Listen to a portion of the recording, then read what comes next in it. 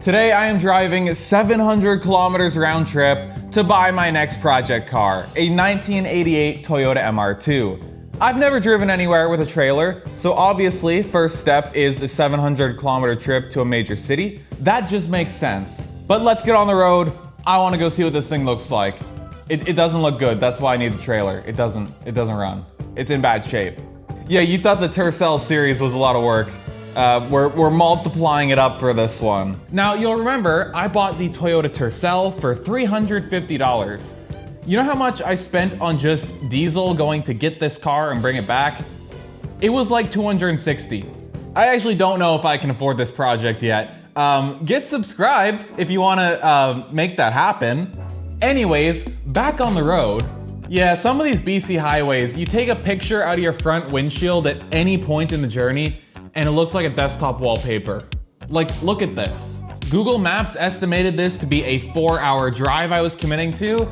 It ended up being more like 5 hours, but I did eventually end up where the car was. At least one of the brakes on the car are fairly locked on there, so pushing it from their driveway onto the trailer was a bit of a challenge. Luckily, the guy selling it was like really strong. I could never have pushed it myself. And that's it. That's all I came for. Time to drive back another 5 hours. 1 hour, 35 minutes away. Officially at the point where I don't really want to keep driving anymore. It's dark out. There's no one out here. I guess that's not a bad thing, but yeah, things are mostly tight.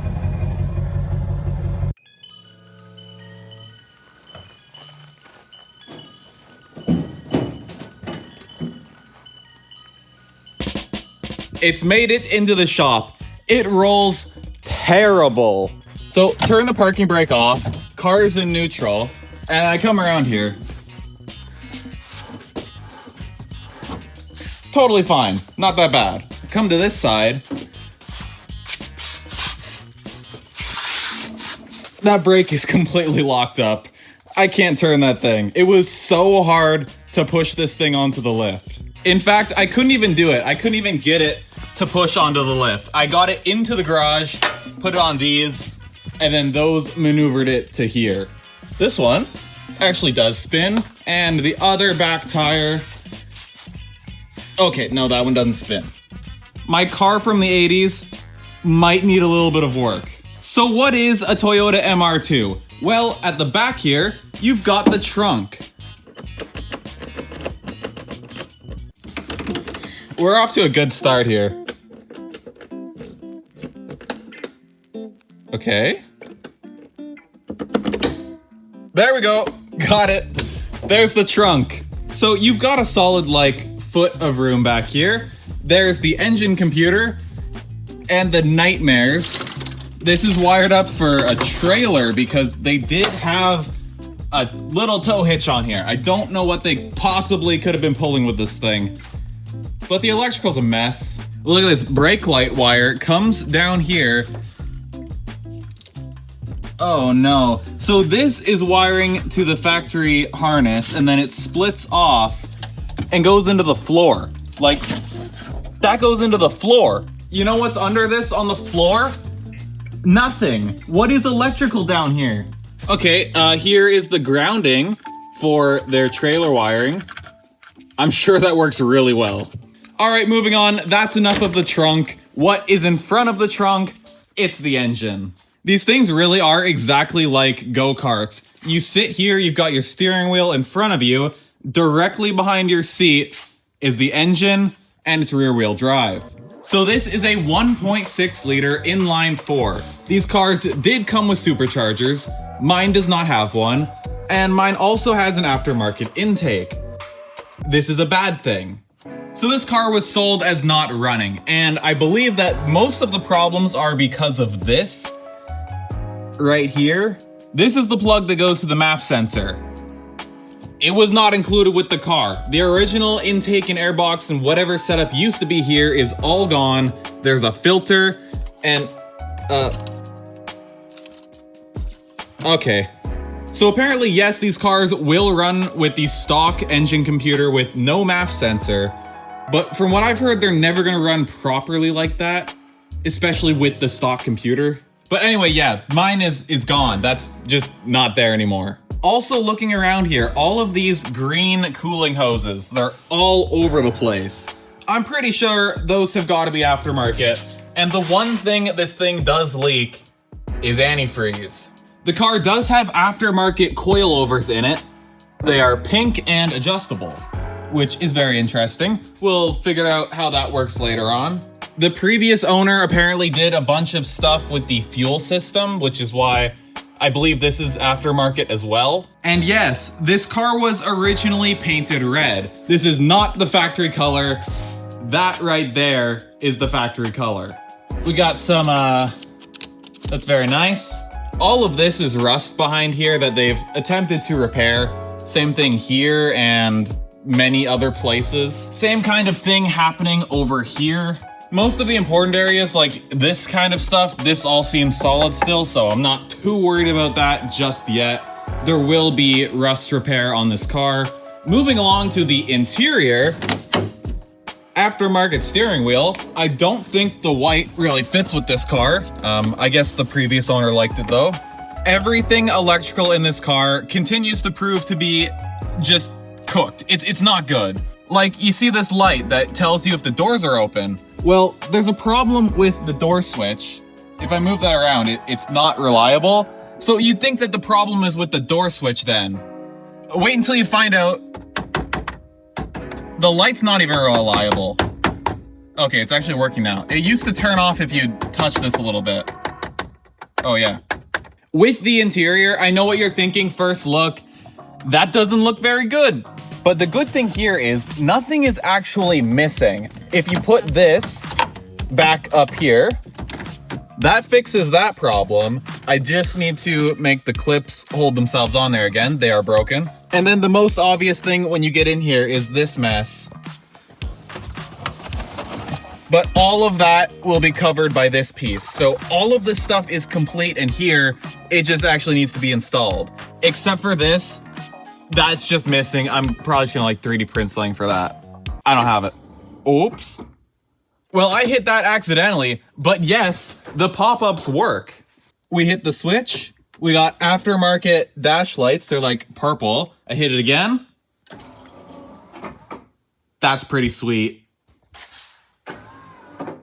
That makes it worth it. That's all this thing needed to do. And yeah, the seating position. The dash kind of like surrounds you. The gauges are all back there, and this stuff kind of sticks out at you. It's quite interesting. And then usually in a car, the shifter is so much lower than this. This thing is at steering wheel height. It's all just right up here, all in the same spot. It's kind of cool. The glove box is also weird. It's not down here. It's actually just this. Oh, is that broken? No, it's fine. Unlike the Tercel, the clock works on this one. That do be a clock. There's also this aftermarket head unit in it. I don't really like it. I'll probably change that. Hey, the fan works. There is air there.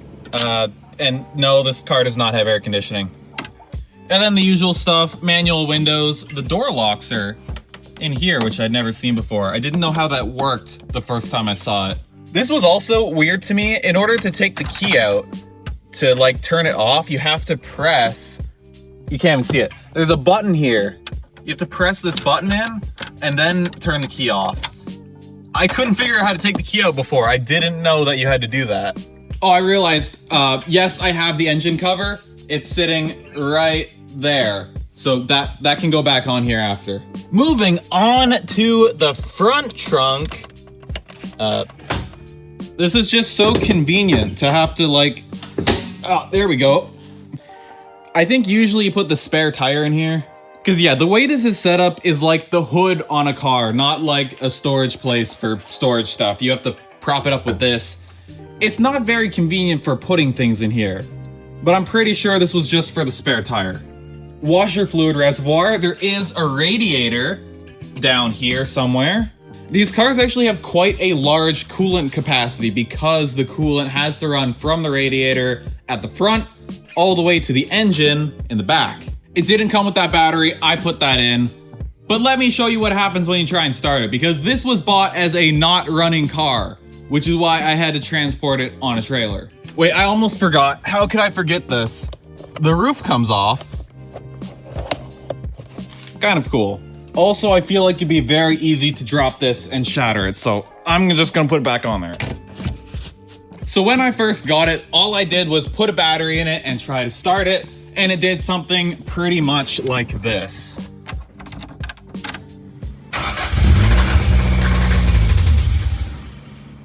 Interesting, right? It started totally fine, and then just died. That was not a problem starting at all. The engine didn't not start. It was running, just only for like 5 seconds, and then it shut off. Also, yeah, there's a cooling fan down there.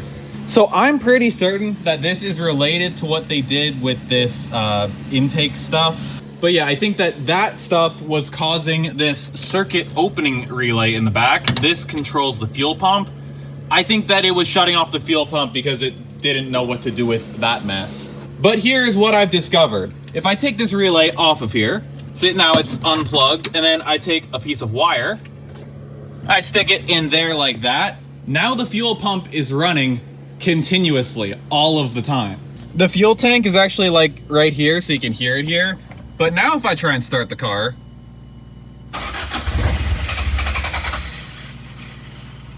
okay, it worked better last time I tried this. All right, here it is.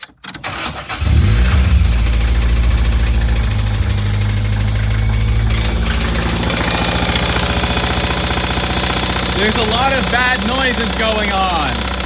I don't think it's supposed to sound like that.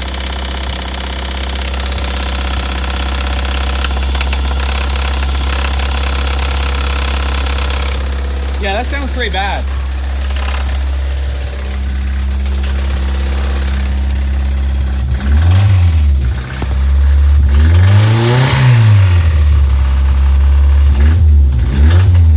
That's interesting. The lights all blink when I do that. Put in gear.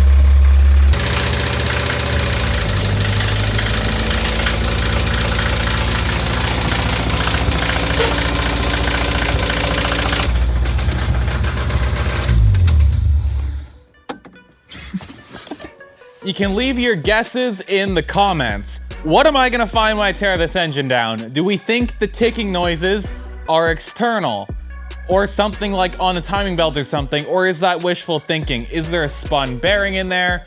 Is that rod knock? We'll have to find out when we tear it apart. Not this episode. Get subscribed for that one. Oh, and by the way, yes, I checked. There is oil in here. It looks like someone must have been trying to get this running, because this is definitely brand new oil. I will put this back. If you thought that it already looked bad, it's about to look a whole lot worse. Here's the bottom side. We gotta fix that. Okay, good thing this is lifted from a secure location. Oh, I see. All of this needs to come off. Somehow they were managing to scrape this on the ground in several places. This is right under the front of the car. This is like a hole here that they've covered. We got more of this on the other side. This is the entire exhaust system. It's 2.5 feet long. I think that's kind of funny. There is no oil pan gasket. That's missing. There's an extra pulley on here and a big empty space here. I wonder if you could have had an air conditioner, and that's where it would have gone maybe. The worst thing I found down here so far is this hole. There's nothing under this.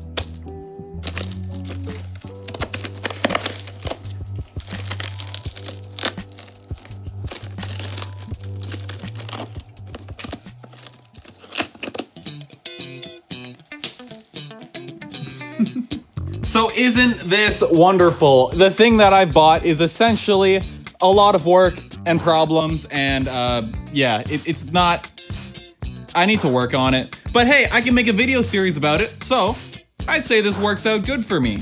So really the plan with this thing, the engine needs work, obviously, everything else needs work.